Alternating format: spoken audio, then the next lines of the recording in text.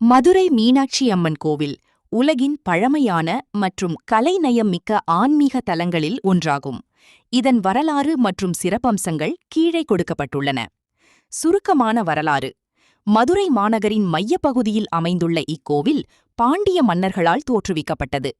சங்க காலம்: மதுரையும் இந்த ஆலயமும் கிமு காலத்திலிருந்தே இருந்ததாக சங்க இலக்கியங்கள், பரிபாடல், சிலப்பதிகாரம் குறிப்பிடுகின்றன.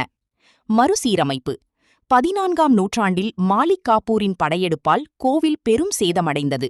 பின்னர் 16ஆம் நூற்றாண்டில் திருமலை நாயக்கர் ஆட்சி காலத்தில் இக்கோவில் இன்று நாம் காணும் பிரம்மாண்ட வடிவை பெற்றது.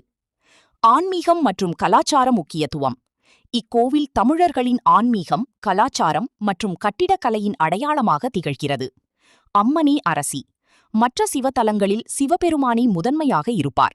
ஆனால் மதுரையில் அன்னை மீனாட்சிக்கே முதல் மரியாதை. இங்கு அம்மன் பட்டத்து அரசியாக ஆட்சி செய்வதாக கருதப்படுகிறது. சிவனின் 64 திருவடையாடல்கள்: இறைவன் சிவபெருமான் நிகழ்த்திய 64 திருவடையாடல்களும் மதுரையை மையமாக வைத்தே நடைபெற்றதாக புராணங்கள் கூறுகின்றன. சித்திரை திருவிழா: மீனாட்சி அம்மன் சொக்கநாதர் திருக்கல்யாணம் உலக புகழ் பெற்றது. இதை காண லட்சக்கணக்கான பக்தர்கள் திரள்வர். பஞ்ச சபைகள்: இது சிவபெருமானின் 5 சபைகளில் வெள்ளி சபை, ராஜத சபை என்று போற்றப்படுகிறது. இங்குதான் இறைவன் கால் மாறி ஆடியதாக வரலாறு. ஆயிரங்கால் மண்டபம்: இங்கு சரியாக 985 தூண்கள் உள்ளன.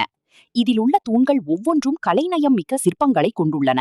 இதிலுள்ள இசை தூண்கள் தட்டினால் இசை எழுப்பக்கூடியவை.